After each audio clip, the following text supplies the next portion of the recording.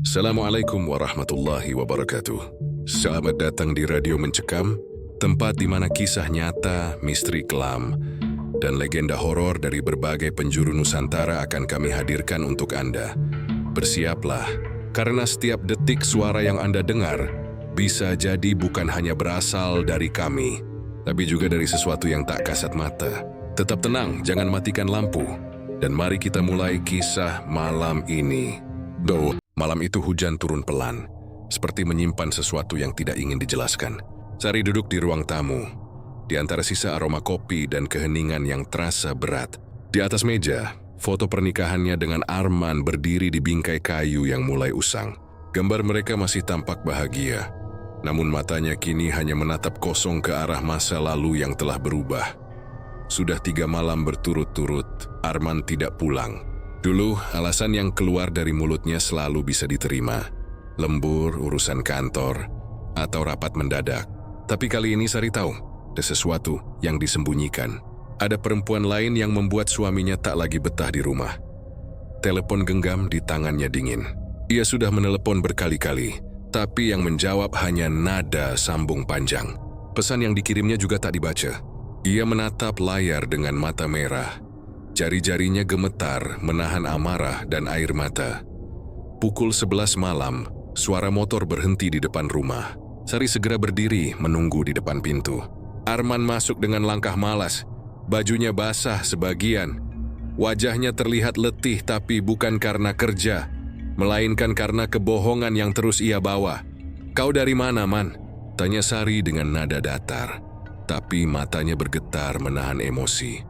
Arman melepas sepatu, menaruh jaket, dan menjawab singkat, "Kerja." Sari tersenyum tipis. "Kerja sampai jam 11 malam? Di hari Sabtu?" Arman diam. Hanya suara hujan di atap yang menjawab. "Aku tadi ke kantormu," lanjut Sari pelan. "Satpam bilang kau sudah pulang sejak sore." Arman menatap istrinya tajam, seperti seseorang yang baru saja tertangkap berbohong, tapi masih ingin mempertahankan harga diri. "Jadi kau mata-matai aku sekarang?" "Aku hanya ingin tahu kenapa suamiku berubah." Suara Sari pecah di tengah kalimat. "Dulu kau pulang membawa cerita, sekarang kau pulang membawa diam. Ku bahkan mencium parfum wanita di bajumu." Arman menghela napas panjang, lalu berjalan ke arah dapur tanpa menatap istrinya. "Aku lelah, Sari, jangan mulai malam ini." Sari mengejarnya, matanya mulai basah. "Lelah? Kau pikir aku tidak lelah, Man? Aku menunggumu setiap malam menyiapkan makan. Tapi yang pulang hanya sisa tubuhmu tanpa hati. Aku istrimu, bukan bayangan di rumah ini." Arman berhenti. Pundaknya menegang. Ia berbalik dan untuk pertama kalinya dalam 7 tahun pernikahan, suaranya terdengar dingin seperti orang asing. "Kau berubah, Sari. Kau bukan perempuan yang dulu." Sari terdiam. "Berubah?" "Ya," lanjut Arman. "Kau keras, penuh curiga. Aku cuma butuh ketenangan dan dia..." Suaranya melemah sesaat. Dia memberiku itu." Kata dia terasa seperti pisau yang menembus dada Sari. Ia tahu siapa yang dimaksud. Melati, gadis salon yang beberapa kali ia lihat mengantarkan suaminya pulang dengan senyum lembut, dan tangan yang terlalu lama menyentuh lengan Arman. Sari menatap suaminya dengan mata merah. "Ketenangan yang kau cari dari tubuh perempuan lain. Itu bukan tenang, Man, itu najis." Arman menunduk lalu tanpa berkata apapun lagi, berjalan keluar rumah meninggalkan Sari sendirian. Hanya suara pintu yang menutup keras dan langkah motor menjauh yang mengisi udara malam itu. Sari berdiri lama di ruang tamu, tak tahu apakah harus menangis atau menjerit. Hatinya terasa seperti diremas dari dalam. Foto pernikahan yang tadi berdiri di meja diambilnya perlahan. Ia menatapnya lama, lalu dengan satu gerakan merobeknya jadi 2. Potongan foto itu jatuh ke lantai. Gambar Arman terpisah dari dirinya. Di dada Sari, sesuatu mulai berubah. Bukan sekadar marah, melainkan sesuatu yang lebih gelap, lebih dalam dan lebih berbahaya. Ia melangkah ke dapur, menuangkan segelas air, tapi tangannya bergetar hebat hingga air tumpah ke meja. Dia menatap cermin di dinding, wajahnya kusut, mata bengkak. "Dia merebut segalanya dariku," bisiknya lirih. "Aku sudah memberinya seluruh hidupku dan sekarang dia mencuri suamiku." Air matanya berhenti mengalir. Perlahan, berganti dengan senyum tipis yang menyeramkan. "Kalau dunia tak bisa menghukummu, biar arwah yang melakukannya."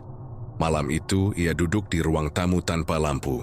Angin berhembus lewat jendela yang sedikit terbuka, membawa aroma tanah basah dan kemenyan dari rumah tetangga yang baru selesai tahlilan. Dalam pikirannya, suara-suara berbisik lembut, seperti ada yang memanggil namanya dari jauh. Sari. Ia menoleh, tapi tak ada siapa-siapa. Hanya tirai yang bergerak pelan. Ia menutup matanya, namun suara itu makin jelas. Aku tahu sakitmu. Aku tahu caramu membalas. Sari menggenggam ujung bajunya, ketakutan tapi juga penasaran. Siapa kau? Tak ada jawaban, hanya hembusan angin yang membuat lilin di meja bergoyang. Dalam diam, bibirnya sendiri seperti mengucapkan sesuatu tanpa kendali, sebuah kalimat yang belum pernah ia pikirkan sebelumnya. Tapi terasa begitu alami. Bantu aku menghancurkannya. Entah bagaimana malam itu sesuatu berubah di udara. Hewan-hewan malam berhenti bersuara, hujan berhenti mendadak, menyisakan aroma tanah yang berat. Sari tak tahu bahwa ucapannya barusan adalah awal dari sebuah jalan tanpa kembali. Jalan yang akan menuntunnya pada dunia hitam yang hanya mengenal satu bahasa, dendam. Keesokan paginya, Arman tak pulang. Sari duduk di teras, menatap jalanan yang mulai ramai. Matanya kosong. Dalam pikirannya, hanya satu nama yang berulang-ulang bergema. Melati. Gertak tahu bagaimana caranya, tapi satu hal pasti. Perempuan itu harus merasakan penderitaan yang sama. Ia tak akan membiarkannya tidur nyenyak. Tak akan membiarkannya tertawa. Ia akan mencabut setiap kebahagiaan dari hidupnya. Seperti Melati mencabut cinta dari hatinya. Dan ketika matahari naik tinggi, Sari berdiri dengan keputusan yang bulat. Ia akan mencari seseorang yang bisa membantunya. Seseorang yang tahu cara mengirim pesan lewat jalur yang tak kasat mata. Seseorang yang bisa memanggil arwah untuk menuntaskan dendam. Ia tidak tahu nama orang itu. Belum. Tapi di desanya selalu ada kabar tentang dukun tua di pinggir hutan, Mbah Roso. Dan malam nanti langkahnya akan menuntunnya ke sana. Pagi itu udara dingin menusuk tulang. Sari berjalan tanpa tujuan, hanya mengikuti insting yang semakin gelap. Hatinya masih berdegup kencang setelah malam sebelumnya. Bayangan wajah Melati terus muncul dalam pikirannya, tertawa, menatap Arman, dan merebut sisa-sisa cintanya. Setiap langkahnya terasa berat, namun tekadnya lebih berat lagi. Ia harus melakukan sesuatu. Sesuatu yang tak bisa dilakukan oleh manusia biasa. Beberapa tetangga pernah membicarakan tentang dukun tua di ujung desa.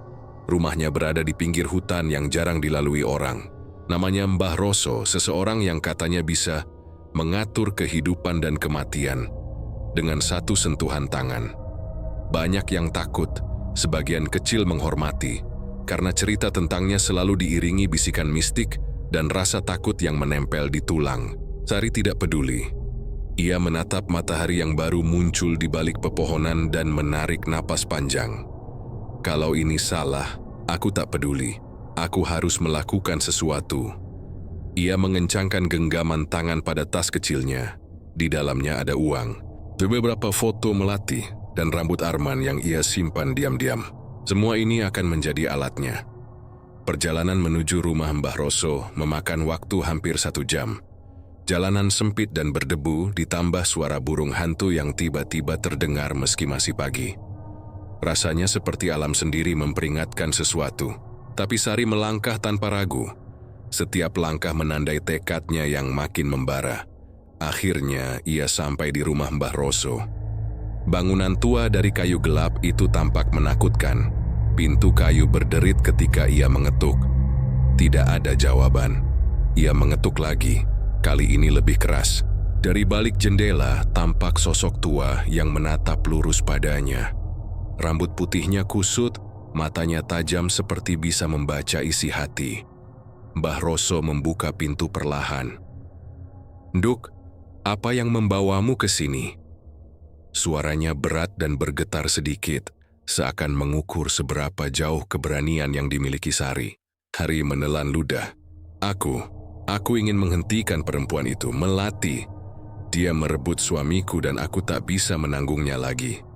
Suaranya bergetar, tapi ada keteguhan di matanya. Mbah Roso menatapnya panjang. Mengirim pesan melalui jalur ini bukan sekadar membenci. Kau harus mengerti, Sekali roh dipanggil, darah harus dibayar darah. Kau siap menanggung konsekuensi itu. Sari menggenggam tasnya lebih erat. Aku tak peduli. Aku hanya ingin dia merasakan apa yang aku rasakan. Aku tak ingin hidupku terus dicuri. Mbah Roso menghela napas panjang. Baik, tapi jangan pernah menyesal, Nduk. Sekali langkah ini kau ambil, tak ada jalan kembali. Sari menatap lurus.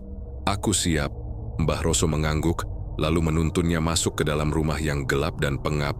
Di tengah ruangan ada meja kayu besar yang penuh dengan lilin, dupa, dan berbagai benda ritual. Di sudut terlihat boneka tanah liat dan berbagai simbol yang digambar di lantai. Aroma kemenyan memenuhi udara, membuat Sari mual sekaligus penasaran. Pertama kita harus membuat pintu agar energi dendammu bisa mengalir, kata Mbah Roso sambil menyalakan lilin-lilin kecil. Aku butuh benda milik orang yang kau benci, rambut, foto, atau pakaian. Sari mengeluarkan tasnya dan menyerahkan beberapa helai rambut Arman, beberapa potongan foto melati, dan selembar kain yang pernah bersentuhan dengan wanita itu. Mbah Roso menatap semua benda itu dengan serius, lalu meletakkannya di atas meja ritual. Ini baru awal, kata Mbah Roso. Setelah energi terbentuk, kita harus membuat representasi dari orang yang kau tuju. Boneka tanah liat ini akan menjadi tubuhnya di dunia gaib. Kau harus menancapkan jarum, tapi jangan sembarangan. Setiap tusukan adalah doa dan dendammu yang dilepaskan. Sari menelan ludah. Jantungnya berdetak kencang, tetapi rasa takut itu kalah oleh kemarahan yang membara. Ia ingin merasakan bahwa Joyo sedang melakukan sesuatu yang konkret, sesuatu yang membuatnya tidak lagi lemah. Mbah Roso mulai menggambar simbol-simbol di lantai dengan arang, sambil melantunkan mantra yang tak dimengerti oleh Sari sepenuhnya. Udara di ruangan itu berubah, terasa berat dan panas, meski jendela terbuka. Lilin-lilin bergetar, bayangan mereka menari-nari di dinding. Aku peringatkan sekali lagi, Nduk. Suara Mbah Roso terdengar lebih berat. Jika kau melanjutkan ini, kau tak hanya memanggil dendammu, kau memanggil roh yang haus akan balas dendam juga. Dan kadang, mereka yang memulai bisa menjadi korban pertama. Sari menunduk sejenak, menatap benda-benda di depan matanya. Rambut Arman, potongan foto melati, dan boneka tanah liat yang menunggu. Ia merasakan adrenalin yang bercampur dengan rasa bersalah dan takut. Namun satu hal tetap jelas di hatinya. Ia tidak akan mundur. Ia mengangguk pelan. Aku siap. Mbah Roso menghela napas panjang, kemudian menyalakan dupa di sekitar boneka tanah liat itu. Aroma tajam menyebar ke seluruh ruangan, menusuk hidung dan membuat mata Sari perih. Ia menatap boneka itu sejenak, lalu mulai menancapkan jarum pertama ke bagian dada boneka, mengikuti instruksi Mbah Roso. Setiap tusukan disertai mantra yang dibisikkan oleh Sari sendiri, meski suaranya gemetar. Lalu satu persatu jarum lain menyusul, menembus lengan, kaki, dan wajah boneka itu. Setiap tusukan membuat Sari merasakan sesuatu yang aneh, seperti ada panas yang menyebar dari boneka ke tubuhnya sendiri. Tiba-tiba ia merasakan dingin dan panas bergantian di seluruh tubuh. Napasnya tersengal, tapi ia tidak berhenti. Jangan berhenti, kata Mbah Roso. Biarkan dendammu mengalir. Biarkan roh itu tahu siapa yang mengirimnya. Sari menatap boneka. Tenang lihat itu, wajah melati yang tersamar di permukaannya, dan merasakan sesuatu yang menakutkan sekaligus memuaskan. Rasa sakit yang selama ini menumpuk, kekecewaan, cemburu, dan marah, semuanya dilepaskan melalui jarum-jarum itu. Saat jarum terakhir ditancapkan ke bagian kepala boneka, lilin-lilin di sekeliling bergetar keras. Asap dupa menyebar semakin tebal, memenuhi ruangan dengan aroma yang menusuk. Sari menatap tangan dan jarum di depannya, dan untuk pertama kalinya ia merasa bahwa ia sedang memegang kendali, bahwa dendamnya kini bukan lagi sekadar bayangan di hatinya. Mbah Roso menatapnya dalam-dalam. Ingat, Nduk, sekali langkah ini diambil, tak ada jalan kembali. Dunia orang hidup akan tetap berjalan, tapi dunia gaib tidak akan pernah membiarkan kesalahan begitu saja. kau telah memulai sesuatu yang akan terus bergerak dengan ritme sendiri. Sari menunduk, napasnya masih tersengal. Aku mengerti. Aku tak akan mundur. Dan malam itu, saat Sari meninggalkan rumah Barroso, ia tidak hanya membawa dendamnya. Ia membawa awal dari sesuatu yang gelap dan menakutkan. Sesuatu yang akan kembali, entah dalam bentuk yang ia pahami atau yang sama sekali tidak ia duga. Di kejauhan di balik pepohonan hutan, terdengar bisikan halus yang seolah menertawakan langkahnya. Bisikan yang hanya bisa didengar oleh mereka yang sudah memilih jalannya sendiri. Selamat datang di dunia baru, Sari. Dunia yang tak akan pernah sama lagi. Ngiu. Malam itu Melati sedang duduk di kamarnya, menatap langit gelap yang tak lagi ramah. Ia baru saja pulang dari salon, lelah setelah melayani banyak pelanggan. Tapi ada rasa tidak nyaman yang terus merayap di tubuhnya. Dada terasa sesak, kepala berdenyut, dan sesuatu seperti bisikan halus di telinganya yang tak jelas sumbernya. Ia mencoba menenangkan diri, menatap cermin di depan meja rias. Rambutnya tergerai panjang, wajahnya terlihat pucat. Tetapi tiba-tiba bayangan di cermin itu terasa berbeda. Sesuatu bergerak di belakangnya, dan saat ia menoleh, tidak ada siapa-siapa. Nafasnya tercekat, jantung berdetak kencang. "Kau siapa?" teriak Melati, suaranya terdengar gemetar. Nyaris tak terdengar di ruang kamar yang sunyi itu. Tidak ada jawaban, hanya udara dingin yang berhembus tiba-tiba. Melati merasa tubuhnya panas luar biasa, seolah ada api yang membakar dari dalam. Keringat dingin bercampur darah mulai muncul di hidungnya. Ia mencoba menahan rasa sakit, namun dunia seolah berputar. Ia terduduk di lantai, menekuk tubuhnya, sambil menutup mata. Bayangan perempuan dengan rambut panjang muncul lagi di ujung pandangan. Matanya hitam, wajahnya pucat dan senyum tipisnya terasa menakutkan. "Pergi," teriak Melati. Tapi sosok itu tetap diam, menatapnya. Dengan suara serak, bayangan itu berbisik, "Aku, istrimu yang kau rampas suaminya." Melati menjerit keras, merasakan sesuatu yang menusuk dadanya. Tubuhnya terhuyung dan kepalanya berdenyut semakin kencang. Ia menatap tangannya sendiri, kulitnya terasa terbakar, dan darah mulai keluar dari hidung serta ujung matanya. Ia mencoba lari ke kamar mandi, tapi kaki seperti tertambat di lantai. Di luar rumah, tetangga mendengar teriakan Melati. Mereka mengetuk pintu dan mencoba masuk, namun Melati menolak. "Pergi, jangan sentuh aku," jeritnya. Suaranya seperti orang kehilangan kendali. Beberapa menit kemudian, tubuhnya roboh di lantai. Mata terbuka lebar, menatap kosong ke arah langit-langit. Bibirnya bergerak-gerak seolah membaca mantra sendiri, meski tidak ada suara yang keluar. Dalam pikirannya, satu nama berulang, Sari. Keesokan harinya, Melati ditemukan pingsan oleh tetangga. Air matanya masih mengalir, darah kering di wajahnya. Ia tidak ingat apa yang terjadi, hanya rasa sakit yang masih membekas.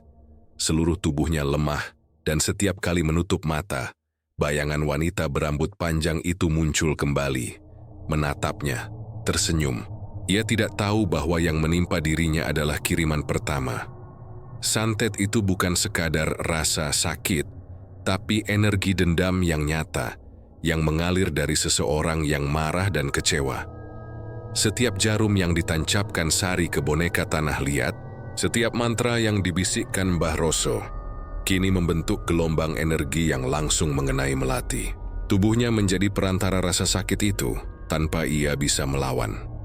Selama hari-hari berikutnya, Melati mulai mengalami perubahan yang aneh.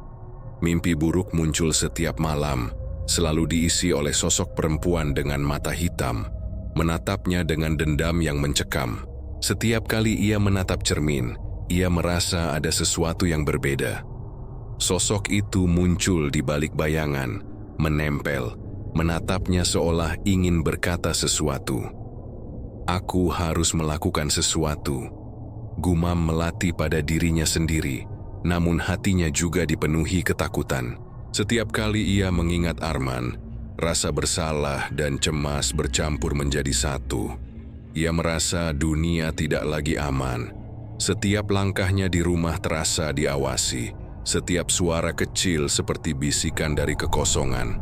Ia mencoba mencari bantuan, menelpon teman dekatnya, tapi tak seorang pun mengerti. Bahkan Arman, yang ia kira bisa melindungi, tampak jauh dan tak peduli. Ia merasa sendirian. Teror itu tidak hanya fisik, tapi masuk ke dalam pikiran, membuatnya gelisah, tidak bisa tidur, dan kadang menjerit di tengah malam, terbangun dengan keringat dingin.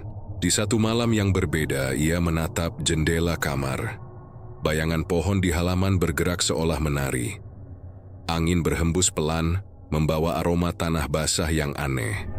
Dan di antara bayangan itu, ia melihat sosok yang sama lagi. Rambut panjang, mata hitam, senyum tipis.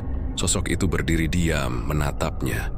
Melati menutup mata dan memejamkan tangan ke wajahnya. Ini mimpi, pasti mimpi, bisiknya. Tapi suara itu terdengar di seluruh tubuhnya, menembus hingga ke tulang. Rasa sakit itu datang lagi, kali ini lebih kuat. Ia jatuh terduduk di lantai, menangis tersedu-sedu, tubuhnya gemetar hebat. Tanpa sadar, suara-suara mulai terdengar di dalam kepalanya. Bisikan halus mendesah, hampir seperti orang sedang berbicara di dekat telinganya. Kata-kata itu berulang. "Serisu Serino, dendammu harus dibayar, aku di sini." Ia menjerit keras, tapi suara itu tidak pergi. Tubuhnya terasa lemah, seolah energi hidupnya tersedot keluar. Ia jatuh telungkup di lantai, tak mampu bergerak, hanya bisa mendengar bisikan itu semakin keras, semakin jelas. Malam itu, Melati merasa tidak hanya diserang oleh manusia, tetapi oleh sesuatu yang tak kasat mata, sesuatu yang haus dendam dan keadilan yang brutal. Keesokan paginya, Melati terlihat pucat. Kulitnya terlihat lebih kusam, matanya memerah. Ia tidak ingat banyak hal dari malam sebelumnya. Ia hanya tahu rasa sakit itu nyata, dan ketakutan itu juga nyata. Sesekali, ia menatap cermin dan sekilas, ia melihat bayangan wanita dengan rambut panjang, menatap balik menunggu sesuatu. Sejak malam itu, hidup Melati berubah. Tidak ada lagi rasa aman, tidak ada lagi tidur nyenyak. Ia mulai merasakan bahwa ada yang mengikuti setiap langkahnya, dan satu hal jelas di pikirannya, seseorang telah mengirim sesuatu padanya, sesuatu yang tidak bisa ia lihat tetapi terasa nyata di dalam tubuhnya. Energi dendam itu, yang dikirim oleh Sari melalui boneka dan mantra Mbah Roso, telah bekerja. Ini baru awal. Setiap langkah, setiap mimpi, dan setiap bisikan menjadi bukti bahwa balas dendam itu tidak bisa dihindari. Melati mulai merasakan bahwa dirinya terjebak dalam permainan yang lebih besar dari yang bisa ia pahami. Dunia manusia tidak lagi menjadi batasnya, karena dendam orang lain kini hidup di tubuhnya, menempel dan tidak akan pergi begitu saja. Dan malam berikutnya, sebelum tidur, Melati menatap cermin dengan penuh ketakutan. Sosok itu muncul lagi, lebih jelas. Matanya menatap langsung ke mata Melati, senyumnya semakin lebar. Ia berbisik lirih, "Ini baru permulaan." Darah dan rasa sakit mulai berbaur dalam tubuh Melati, menandai bahwa ritual telah bekerja sepenuhnya. Dan dari jauh, Sari menunggu. Hasilnya, tak tahu bahwa energi yang dilepaskan malam itu akan segera kembali. Bukan hanya kepada korban yang ia tuju, tetapi juga kepada dirinya sendiri. Beberapa hari setelah serangan pertama, Melati mulai pulih secara fisik. Meskipun tubuhnya masih lemah dan matanya merah akibat darah kering, namun ketenangan yang ia rasakan hanyalah semu. Malam-malamnya dihantui mimpi yang sama. Sosok perempuan berambut panjang menatapnya dengan mata hitam. Bibirnya tersenyum tipis, dan kata-kata yang berulang di kepalanya, "Dendam harus dibayar, dendam harus dibayar." Kecemasan itu berubah menjadi kemarahan. Melati menyadari bahwa dirinya sedang menjadi target seseorang. Seseorang yang memiliki niat jahat dan kekuatan yang tidak biasa. Dia mengetahui bahwa ini bukan sekedar sakit biasa atau masalah manusiawi. Jadi ini adalah sesuatu yang berhubungan dengan dunia gaib. Junia Sing sesuatu yang datang dari dendam yang sangat kuat. Dalam keputusasaan, ia mengingat cerita tentang seorang dukun wanita muda yang terkenal lebih sakti dari dukun tua manapun di desanya. Namanya Nyi Ratmi, seorang praktisi gaib yang konon mampu menangkis santet dan bahkan membalikan energi hitam yang menyerang orang lain. Melati memutuskan untuk mendatangi Nyi Ratmi. Ia butuh perlindungan dan lebih dari itu, ia ingin membalas. Ia menelpon Nyi Ratmi. Suara perempuan muda itu terdengar tegas dan tidak takut. "Aku ingin hidupku aman. Aku diserang," kata Melati, suaranya bergetar. "Aku tahu," jawab Nyi Ratmi tanpa basa-basi. "Kau bukan korban biasa. Kau menjadi sasaran ritual yang sengaja diarahkan padamu. Kau butuh lebih dari sekadar perlindungan. Kau butuh balasan." Melati menelan ludah. "Aku ingin dia merasakan apa yang gak aku rasakan. Aku tidak peduli apapun risikonya." Nyi Ratmi menatapnya panjang. "Perempuan macam dia hanya bisa dilawan dengan darah dan energi. Dan kau harus tahu, balas dendam itu tidak pernah gratis. Tapi jika kau siap, aku bisa membantumu." "Aku siap membayar berapapun," jawab Melati. Beberapa jam kemudian Melati tiba di rumah Nyi Ratmi. Di dalam rumah itu, bau dupa yang kuat memenuhi udara. Meja penuh dengan boneka tanah liat, jarum, simbol-simbol yang rumit, dan berbagai ramuan. Nyi Ratmi menatap Melati dengan serius. "Kita harus membuat perwakilan dari musuhmu. Juni akan menjadi target dari energi balik yang akan kita lepaskan. Tapi ingat, satu kali langkah ini diambil, energi itu bisa membesar dan berbalik ke siapa saja. Kau harus berani menghadapi akibatnya." Melati menyerahkan beberapa helai rambut sari yang berhasil ia ambil diam-diam, serta beberapa benda yang pernah disentuh Sari. Nyi Ratmi menaruh benda itu di atas meja ritual. "Setiap benda ini akan menjadi saluran energi dendammu.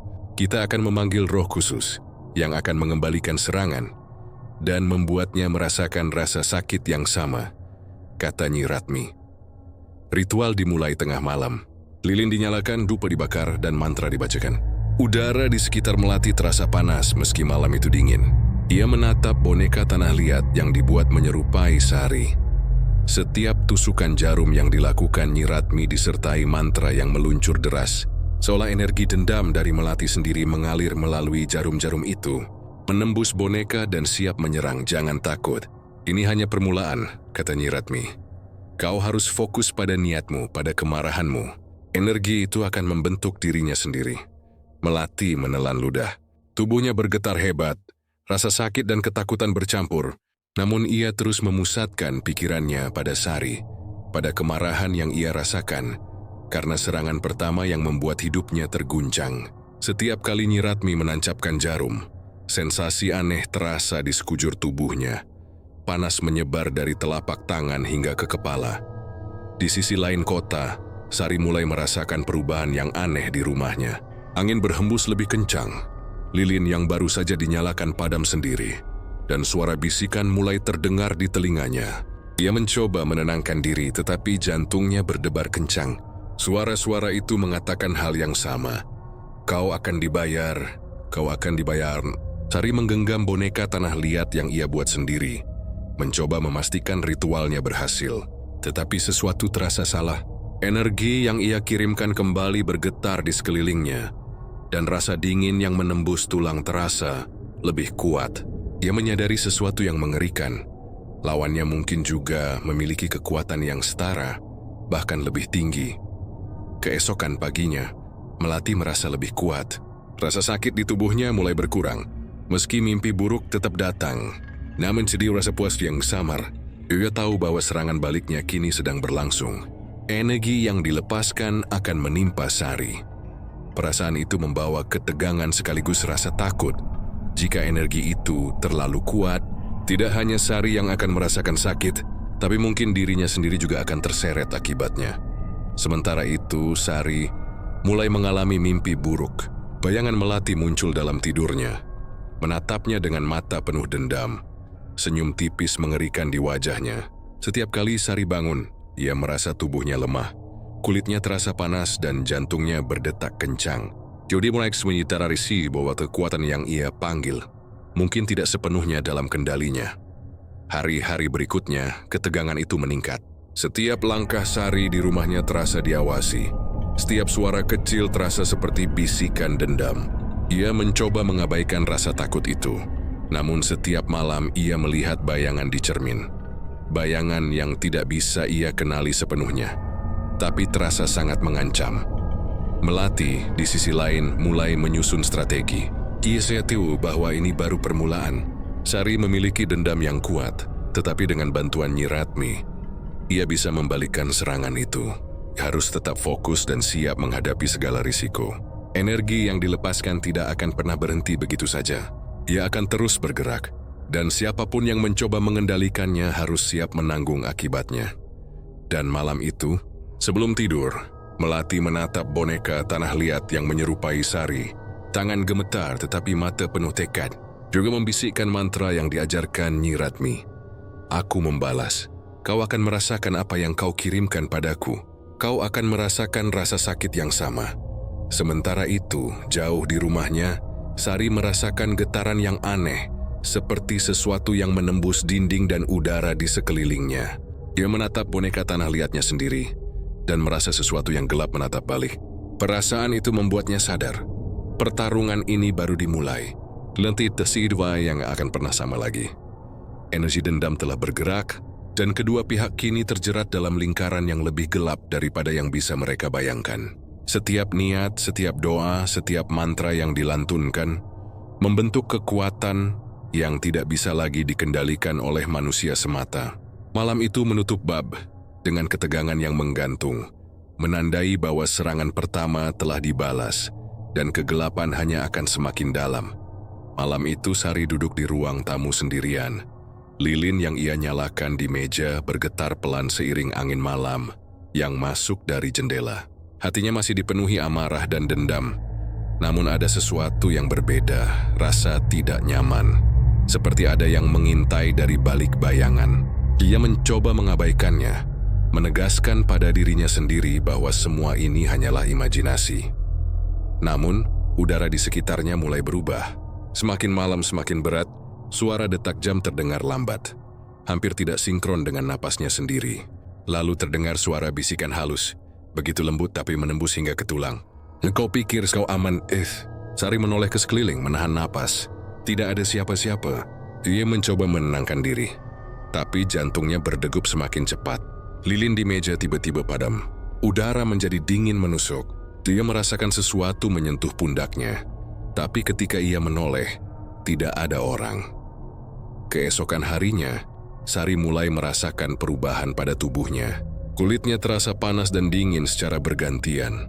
Jantungnya berdebar tidak beraturan, dan kepala terasa berdenyut. Sensasi aneh itu membuatnya panik. Ia mencoba menelepon Mbah Roso, namun sang dukun tua tidak mengangkat telepon. Sari mulai menyadari bahwa serangan balik dari Melati bukan sekadar fantasi. Energi yang dilepaskan Nyi Ratmi bekerja dengan sempurna, dan kini dirinya menjadi korban. Setiap langkahnya terasa diawasi. Setiap suara seperti bisikan dendam yang mengancam. Malam itu saat ia mencoba tidur, mimpi buruk datang menyerbu. Dalam tidurnya ia melihat sosok perempuan berambut panjang. Mata hitam menatapnya dengan senyum tipis. Aku datang. Kau yang memanggil kumis, bisik sosok itu. Sari menjerit, bangun dengan tubuh basah keringat, napas tersengal, dan jantung berdegup kencang. Hari-hari berikutnya menjadi semakin menakutkan. Setiap kali Sari menyalakan lilin atau dupa, bayangan gelap selalu muncul di pojok ruangan. Ia merasa rumahnya bukan lagi tempat aman, tetapi jebakan yang memantulkan semua dendam yang ia kirim ke Melati. Suara-suara bisikan datang dari mana saja. Terkadang seperti menirukan suaranya sendiri, terkadang seperti suara Sari yang lain, berteriak dan menuntut balas. Pada satu malam yang gelap, Sari berdiri di depan cermin. Matanya menatap balik dengan pandangan kosong. Namun di balik pantulan itu, terlihat bayangan lain, wajah yang pucat, mata hitam, senyum tipis mengerikan. Sosok itu bergerak, menirukan setiap gerakan Sari menjerit. Mundur beberapa langkah, tubuhnya gemetar hebat. Ia merasakan energi panas dan dingin berputar di sekujur tubuhnya. Sesuatu dari dunia lain telah menempel, mengambil alih sebagian dari dirinya. Ini bukan lagi mimpi, bukan lagi rasa takut biasa. Ini nyata, dan ia adalah korban dari energi gaib yang dilepaskan Melati melalui ritual Nyi Ratmi. Keesokan paginya, Sari tampak pucat. Tubuhnya lemas dan matanya merah. Ia menyadari satu hal yang mengerikan. Ritual yang ia lakukan untuk Melati kini berbalik menghantui dirinya sendiri. Energi dendam itu bekerja dengan cara yang tidak bisa dikendalikan oleh manusia biasa. Setiap niat jahat yang ia kirimkan kini kembali kepadanya, lebih kuat, lebih ganas. Sari mencoba meminta pertolongan ke tetangga, namun tak seorang pun bisa merasakan apa yang ia rasakan. Bahkan Arman, yang selama ini menjadi alasan dendamnya, tampak acuh dan tidak menyadari bahwa hidup istrinya kini terguncang. Sari merasa benar-benar sendiri, terperangkap dalam lingkaran kegelapan yang diciptakan sendiri. Pada malam berikutnya, Sari kembali mengalami serangan. Sosok perempuan itu muncul lagi di kamarnya, kali ini lebih jelas. Matanya menatap lurus ke mata Sari. Senyumnya semakin lebar, dan udara di sekitarnya bergetar. Sari mencoba melawan, tetapi tubuhnya kaku. Setiap gerakan terasa berat, seperti ditarik oleh kekuatan yang tidak terlihat. Sari berbisik ketakutan. "Siapa kau? Apa yang kau inginkan dariku?" Sosok itu hanya tersenyum, dan bisikan terdengar lebih jelas. "Kau yang memulai semuanya. Sekarang kau yang merasakan." Malam itu Sari tidak tidur. Dia duduk di ruang tamu, gemetar, menatap boneka tanah liat yang ia buat sendiri. Setiap jarum yang menancap di boneka itu kini terasa seperti menyakiti dirinya sendiri. Setiap mantra yang ia baca untuk Melati kini kembali menghantui tubuh dan pikirannya. Ia merasakan energi gaib mengalir dari boneka, menempel pada tubuhnya, menuntut balas. Hari-hari berlalu dan efek santet itu semakin kuat. Sari mulai mengalami halusinasi, mendengar bisikan di luar jendela saat malam, melihat bayangan yang bergerak cepat di rumahnya. Ia merasa tidak lagi memiliki kendali. Energi dendam yang ia kirimkan kini menjadi monster yang hidup sendiri, tidak bisa diatur. Pada satu malam, Sari berdiri di depan cermin, menatap wajahnya sendiri yang pucat dan bengkak. Di balik pantulan itu, ia melihat sesuatu yang mengerikan. Bayangan perempuan berambut panjang, menatapnya dengan mata hitam penuh dendam. Sosok itu bergerak mendekat, senyum tipisnya terasa dingin dan mematikan. Sari berteriak, namun suaranya hilang di udara. Ia merasa tubuhnya terseret, gemetar hebat, seakan seluruh energi hidupnya sedang ditarik keluar. Setiap detik terasa seperti menit, setiap napas terasa seperti terbakar dan membeku sekaligus. Ia menyadari satu hal, ini bukan sekadar balasan, ini adalah hukuman, dan hukuman itu akan berlanjut sampai energi dendam yang ia lepaskan sepenuhnya melahap dirinya. Keesokan paginya, tetangga yang lewat di depan rumah Sari melihatnya duduk di teras, diam, menatap kosong ke arah jalan. Rambutnya acak-acakan, mata merah dan bibirnya pecah. Dia terlihat seperti mayat hidup, dan aura gelap menyelimutinya. Tidak ada yang berani mendekat. Sari menatap tangannya sendiri, merasakan sesuatu yang aneh. Setiap tusukan jarum yang ia lakukan pada Melati kini terasa kembali ke tubuhnya sendiri. Tapi, lebih kuat, lebih menyakitkan. Ia tahu bahwa ritual ini telah melibatkan energi gaib yang lebih besar dari yang bisa ia kendalikan. Dalam hati, Sari mulai menyesal, tapi dendamnya masih ada. Bercampur dengan rasa takut yang mencekam, ia sadar satu hal yang mengerikan. Ia telah membuka pintu yang tidak bisa ditutup.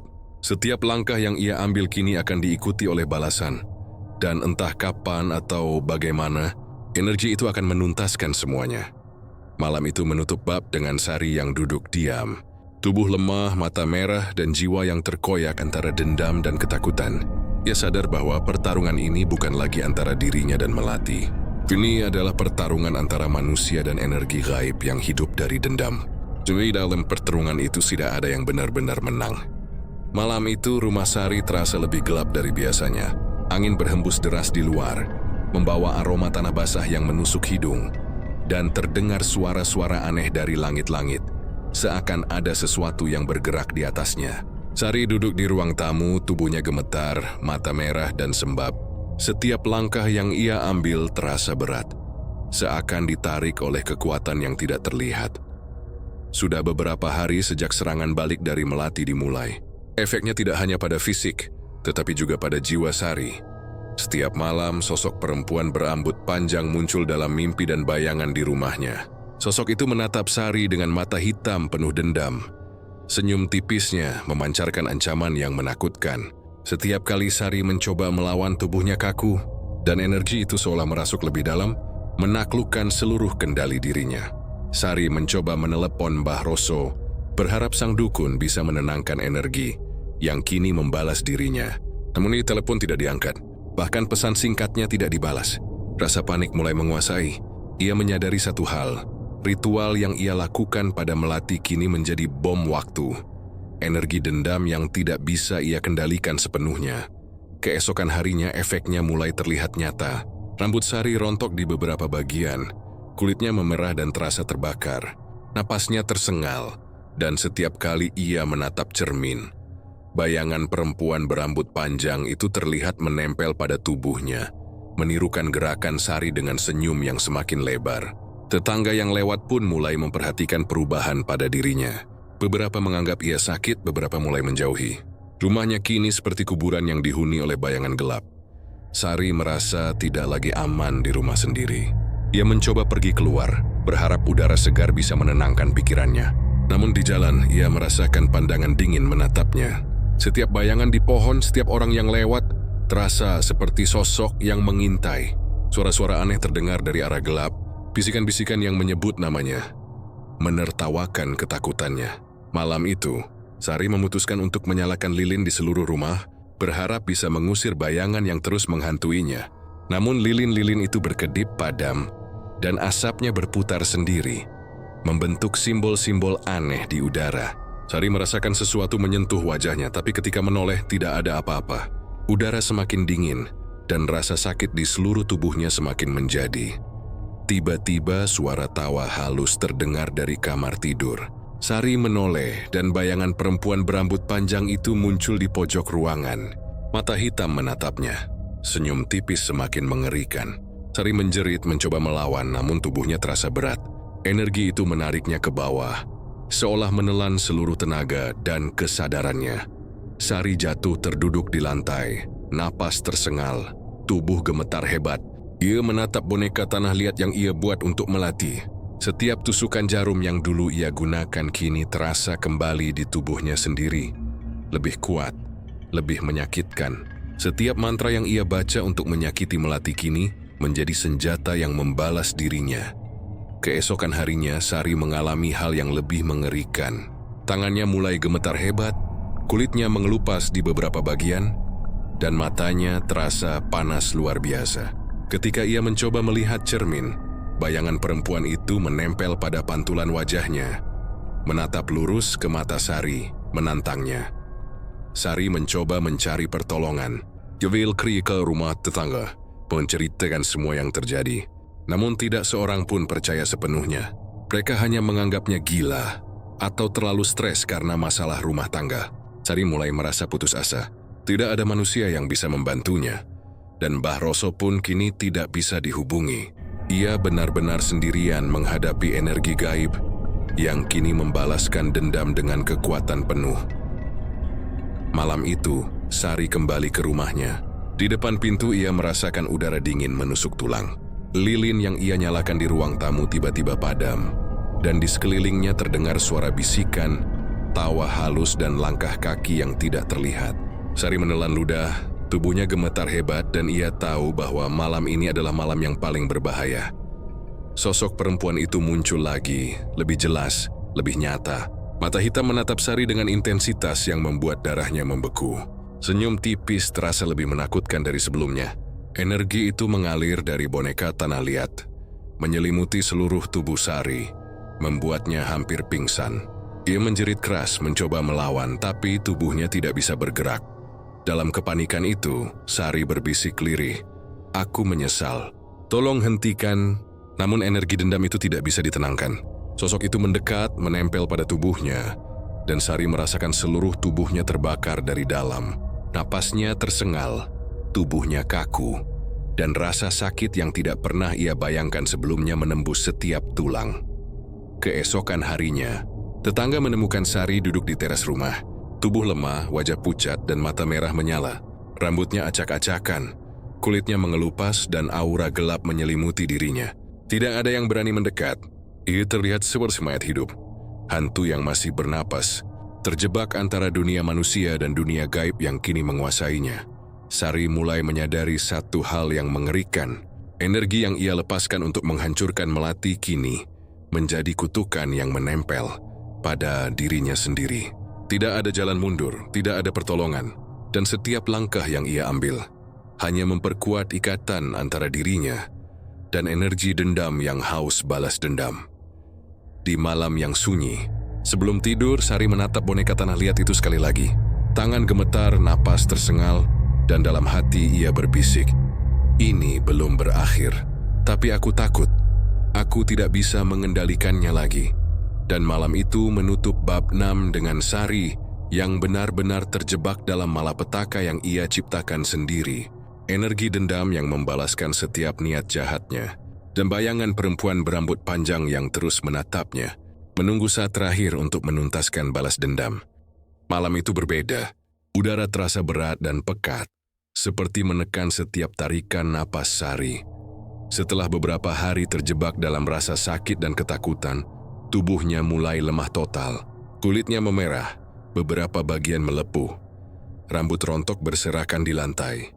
Joya duduk di kursi gemetar menatap boneka tanah liat yang dulu dibuat untuk Melati. Energi dendam yang dilepaskan kini kembali menghantuinya. Lebih kuat dan tidak bisa ditahan. Sosok perempuan berambut panjang muncul lagi, kali ini lebih nyata. Matanya menatap lurus ke mata Sari. Senyumnya tipis tapi penuh ancaman. Angin dingin berhembus dari sudut ruangan. Lilin padam sendiri dan suara bisikan mulai terdengar berulang-ulang. "Kau yang memulai, kini kau yang merasakan." Sari berusaha menenangkan diri, menutup mata, tetapi tubuhnya tidak bisa bergerak. Napas tersengal, gemetar, dan rasa sakit begitu intens, seakan seluruh energinya sedang ditarik keluar. Ia berbisik, suaranya gemetar, "Aku menyesal. Tolong hentikan." Tapi tidak ada jawaban. Hanya tawa halus yang menusuk telinga dan menggetarkan tulang. Keesokan harinya, kondisi Sari semakin memburuk. Mata merah, kulit pucat, bibir pecah, dan tubuhnya lemas tak bertenaga. Dia hampir tidak bisa makan atau minum. Setiap langkah terasa berat, dan bayangan perempuan berambut panjang itu selalu mengikuti setiap gerakan. Sari menyadari bahwa ini bukan hanya balasan energi, tapi kutukan yang menempel pada dirinya. Di sisi lain, Melati mulai merasakan kepuasan yang aneh. Tubuhnya pulih meski masih lemah, tetapi energi yang ia lepaskan melalui ritual Nyiratmi bekerja sempurna. Sosok Sari yang dulu penuh dendam, kini menjadi korban dari permainan gaib yang ia ciptakan sendiri. Rasa takut yang Sari alami menjadi bukti kekuatan energi yang telah dilepaskan Melati. Namun Melati juga sadar bahwa permainan ini belum selesai. Energi yang telah bergerak ini memiliki momentum sendiri dan tidak bisa dihentikan begitu saja. Malam itu, Sari mencoba berjalan ke kamar mandi. Tubuhnya gemetar hebat, dan bayangan di sudut ruangan semakin jelas. Sosok itu mendekat, menatap lurus ke mata Sari.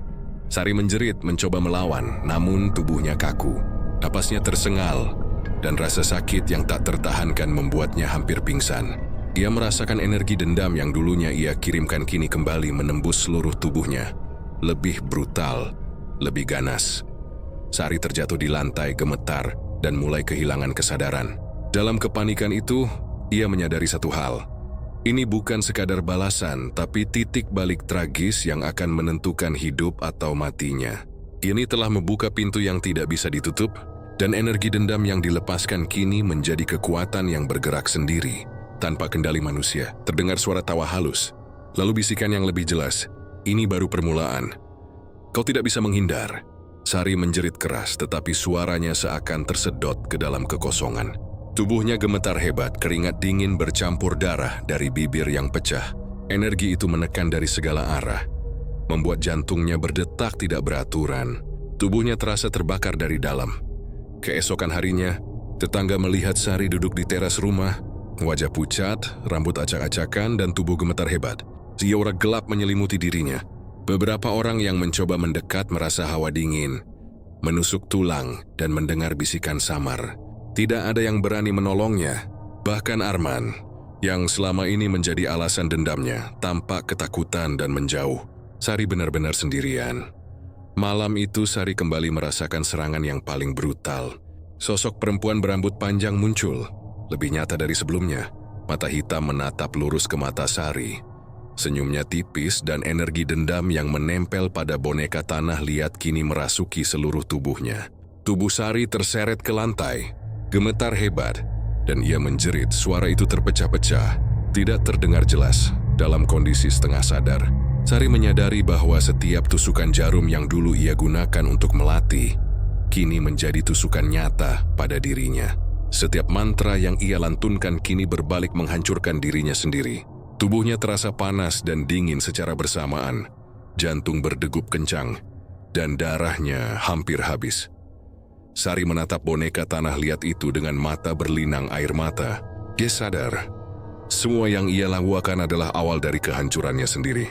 Dia menutup mata, mencoba melawan rasa sakit yang tak tertahankan, tetapi energi itu terlalu kuat. Ia merasakan tubuhnya terbakar, gemetar, dan hampir tidak mampu menahan kesadarannya. Tengah malam, Sari terjatuh ke lantai, napas tersengal, dan seluruh tubuhnya lumpuh. Sosok perempuan berambut panjang menatapnya dari sudut kamar. Senyum tipisnya lebih menakutkan dari sebelumnya. Angin malam berhembus deras, lilin padam, dan rumah itu terasa sunyi. Hanya terdengar suara napas Sari yang terengah-engah. Sari merasakan satu hal yang mengerikan. Ia telah menjadi korban dari permainan gaib yang ia mulai sendiri. Energi dendam yang ia lepaskan kini menuntut harga tertinggi. Setiap kali ia mencoba bergerak, energi itu menekan lebih keras, dan bayangan itu selalu menatap, menunggu saat terakhir untuk menuntaskan balas dendam. Ketika fajar menyingsing, tetangga menemukan Sari di lantai ruang tamu. Tubuhnya tak bergerak, wajah pucat dan bibir pecah. Rambutnya acak-acakan, kulitnya memerah dan beberapa bagian melepuh. Mata terbuka, menatap kosong ke arah langit-langit. Suasana di sekitarnya terasa dingin dan berat.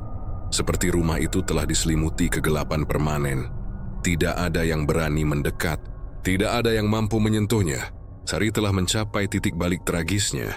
Energi dendam yang ia lepaskan untuk menghancurkan melati kini telah menuntaskan balasannya sendiri. Ia tetap hidup, namun tubuh dan jiwanya hancur, terperangkap dalam penderitaan yang tidak bisa disembuhkan.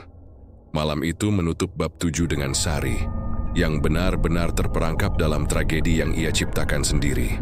Sosok perempuan berambut panjang masih menatapnya, mata hitam penuh dendam. Senyum tipis menandakan bahwa siklus balas dendam tidak akan berhenti. Sari sadar bahwa hidupnya tidak akan pernah sama lagi, dan energi gaib yang kini menguasainya akan terus menghantuinya sampai akhir. Malam itu, rumah Sari terasa seperti terperangkap dalam kegelapan abadi.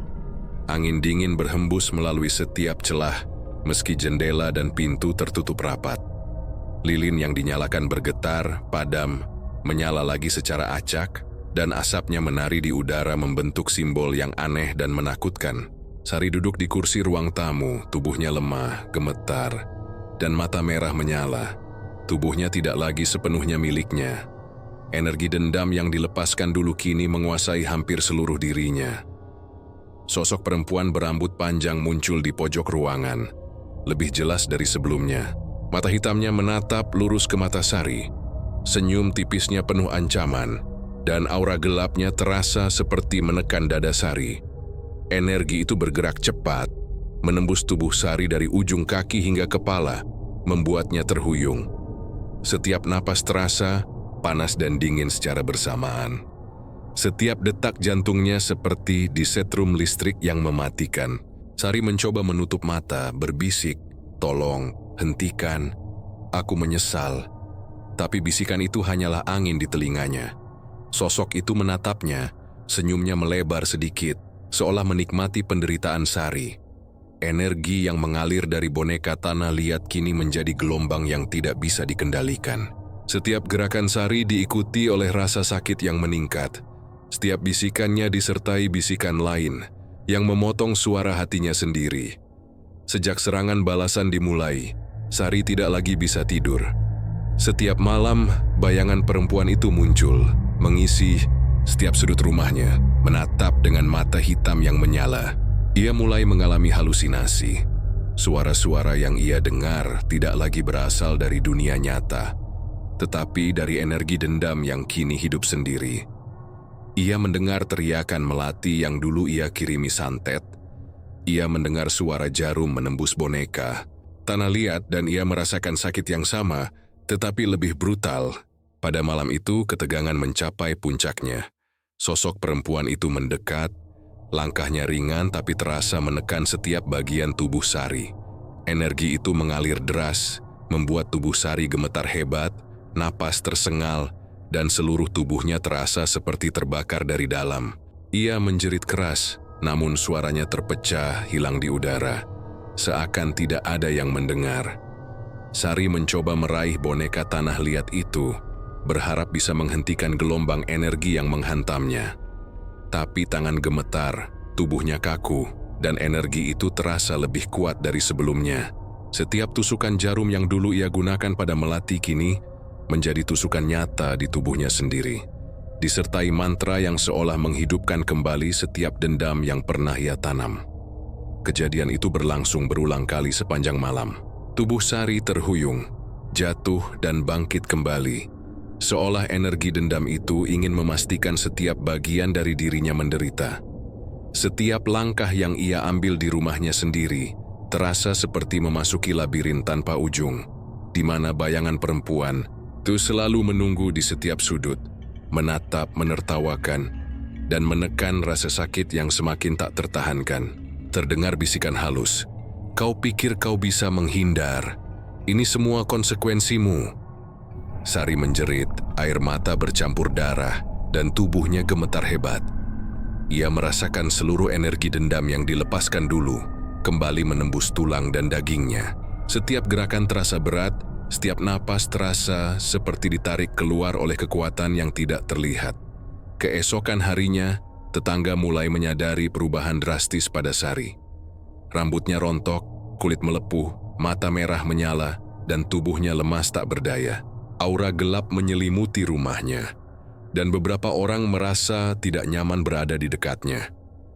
Mereka yang mencoba mendekat mendengar bisikan halus, tawa yang menusuk tulang, dan merasakan hawa dingin yang menembus tulang. Rumah itu terasa seperti perangkap gaib yang hidup sendiri, menelan setiap energi dan ketakutan yang ada di dalamnya. Sari sadar bahwa ini bukan lagi tentang balas dendam semata. Ini adalah perang hidup antara dirinya dan energi gaib yang ia lepaskan sendiri. Setiap malam semakin brutal, setiap mimpi semakin menakutkan, dan tubuhnya semakin lemah.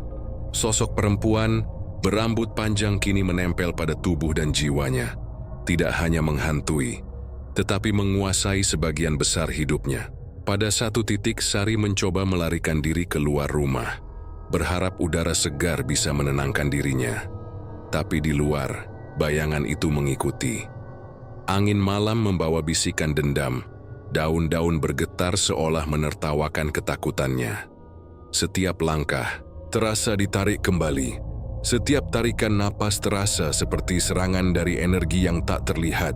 Sari merasakan kepanikan yang luar biasa. Ia tahu bahwa ritual yang ia lakukan untuk menghancurkan melati kini telah membalikkan semua energi, dan kekuatan yang ia lepaskan tidak bisa lagi dikendalikan. Ia sendirian menghadapi energi yang haus, dendam, dan semakin ia berjuang, semakin kuat energi itu menekan, menimbulkan rasa sakit yang tidak pernah ia bayangkan sebelumnya. Malam itu, Sari jatuh terduduk di lantai ruang tamu. Sosok perempuan itu muncul di depan matanya, lebih nyata dari sebelumnya, menatap lurus, senyum tipis mengerikan di wajahnya. Energi dendam kini memuncak, menekan seluruh tubuh dan pikiran Sari. Napasnya tersengal, tubuh gemetar hebat, dan setiap detik terasa seperti disiksa tanpa henti. Sari menjerit keras, memanggil nama siapa saja yang bisa mendengarnya, tapi tidak ada jawaban.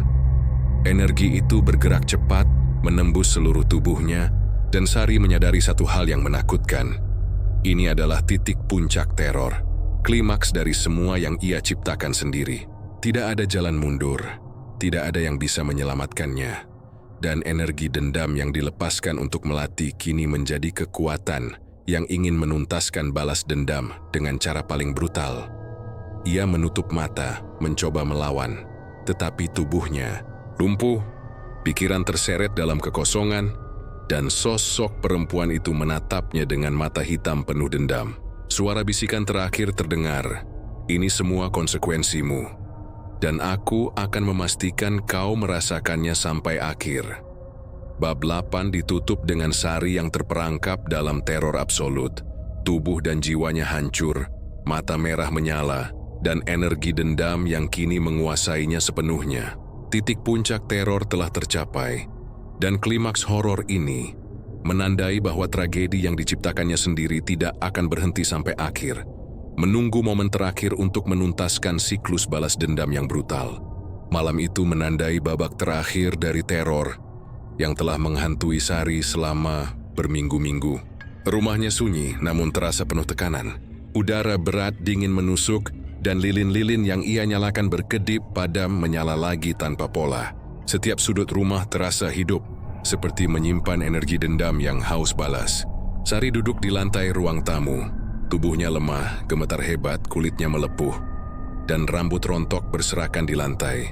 Mata merah menyala, menatap kosong ke arah boneka tanah liat yang dulu ia buat sendiri untuk melatih. Sosok perempuan berambut panjang muncul di depan matanya, lebih nyata dari sebelumnya. Mata hitamnya menatap Sari dengan intensitas yang membuat darahnya berhenti di tenggorokan. Senyum tipis di wajahnya memancarkan ancaman yang tidak bisa dihindari. Energi dendam kini mencapai puncaknya. Tubuh Sari terasa seperti ditarik ke segala arah. Panas dan dingin menyiksa bersamaan. Setiap detik menjadi derita yang tidak tertahankan. Sari menjerit, berusaha melawan, tetapi tubuhnya lumpuh. Napas tersengal, gemetar hebat, dan rasa sakit menembus setiap tulang. Ia sadar satu hal mengerikan. Energi yang ia lepaskan untuk melatih kini menjadi kutukan yang tidak bisa dihentikan, dan ia adalah korban terakhir dari permainan gaib yang ia ciptakan sendiri. Ia menatap boneka tanah liat itu, tangan gemetar, mencoba menghancurkannya. Namun energi yang menempel di boneka terasa seperti benteng, melindungi diri sendiri. Setiap usaha Sari untuk menyerang balik energi itu justru membuat rasa sakitnya meningkat. Setiap tusukan jarum yang dulu ia gunakan pada melati kini menjadi tusukan nyata di tubuhnya sendiri, disertai mantra yang seakan menghidupkan dendam yang tersembunyi paling dalam. Dalam keputusasaan, Sari mulai merasakan tubuhnya memudar. Napasnya tersengal, jantung berdetak tidak beraturan, dan seluruh tubuhnya terasa terbakar dari dalam. Sosok perempuan berambut panjang mendekat, menatap dengan mata hitam yang menembus jiwa. Senyum tipisnya melebar. Angin malam berhembus kencang. Lilin padam dan rumah itu dipenuhi suara bisikan yang menakutkan. "Ini semua konsekuensimu. Ini balasan yang kau tunggu-tunggu." Sari mencoba merangkak, berlari, atau sekadar menahan rasa sakit, tetapi tubuhnya tidak merespons. Energi dendam kini sepenuhnya menguasai dirinya. Yui merasa seperti dicabik dari dalam. Tubuhnya hancur perlahan, dan setiap detik adalah penderitaan yang tak tertahankan. Tangannya gemetar, bibir pecah, dan air mata bercampur darah. Ia sadar bahwa ini bukan sekadar balas dendam, tapi hukuman yang dirancang oleh energi gaib yang hidup sendiri. Sari menjerit lagi, memanggil nama siapa saja yang bisa menyelamatkannya, namun tidak ada jawaban. Junaisin malam menyalurkan bisikan yang menghantui. "Kau yang memulai. Kini kau yang merasakan." Bayangan itu menempel, mengikuti setiap gerakan, menertawakan ketakutan yang begitu nyata. Dalam keadaan setengah sadar, Sari merasakan tubuhnya semakin memudar. Kesadarannya menipis dan energi dendam itu semakin ganas. Sosok perempuan berambut panjang menyentuh wajahnya. Mata hitamnya menyala seperti dua bara api, dan senyum tipisnya menganga menjadi tawa yang menusuk. Sari merasakan tubuhnya terbakar, gemetar hebat, dan seluruh energi hidupnya seakan tersedot. Malam itu, tetangga yang lewat rumah Sari mendengar teriakan terakhir, terdengar seperti suara yang pecah dan tersedot ke dalam kekosongan. Tidak ada yang berani mendekat. Rumah itu terasa seperti perangkap gaib yang menelan seluruh jiwa dan energi. Bahkan Arman, yang dulu menjadi alasan semua dendam Sari, hanya bisa menatap dari jauh dengan ketakutan dan penyesalan yang mendalam. Seiring waktu, tubuh Sari mulai diam. Napas tersengal berhenti. Tubuh lemas tak berdaya dan wajah pucatnya menatap kosong ke langit-langit. Mata merah menyala perlahan memudar. Kulit yang melepuh mulai mendingin, dan rambut yang rontok berserakan di lantai. Sosok perempuan berambut panjang menatapnya sekali lagi. Mata hitam menembus jiwa, lalu menghilang perlahan, meninggalkan rumah sunyi dan kosong. Di pagi harinya, tetangga menemukan Sari duduk di lantai ruang tamu. Tubuhnya tidak bergerak, wajah pucat dan bibir pecah. Rambut acak-acakan, kulit melepuh, dan aura gelap masih menyelimuti dirinya. Tidak ada yang berani mendekat. Rumah itu kini seperti kuburan hidup, menahan energi dendam yang telah mencapai klimaksnya. Sari sadar, dalam hatinya yang tersisa, bahwa tragedi ini adalah akibat dari dendamnya sendiri. Energi gaib yang ia lepaskan untuk menghancurkan Melati kini telah menuntaskan balasannya. Dan ia menjadi korban dari permainan yang ia ciptakan sendiri. Tidak ada yang bisa menyelamatkannya. Tidak ada jalan keluar. Ia terperangkap dalam penderitaan yang abadi. Tubuh dan jiwanya hancur. Dan mata hitam yang menatapnya dalam mimpi terus menghantui. Menandai akhir tragis dari kisah dendam yang dimulai dengan niat jahat. Akhir tragis ini menegaskan satu hal. Balas dendam, terutama yang dibantu oleh kekuatan gaib, tidak pernah berakhir seperti yang diharapkan. Setiap niat jahat yang dilepaskan akan kembali. Lebih brutal dan lebih menghancurkan daripada yang pernah dibayangkan. Sari kini menjadi contoh nyata dari siklus dendam yang tak terkendali. Dan rumahnya menjadi saksi sunyi dari tragedi yang menimpa dirinya sendiri. Meninggalkan cerita horor yang tak akan terlupakan bagi siapapun yang mendengar kisahnya. Dan dengan itulah, bab terakhir ditutup dengan sunyi. Rumah Sari tetap berdiri, namun kosong, gelap, dan berat. Energi dendam telah menuntaskan siklusnya, meninggalkan tragedi yang akan dikenang sebagai pelajaran mengerikan. Dendam yang dibayar dengan santet tidak pernah berakhir baik.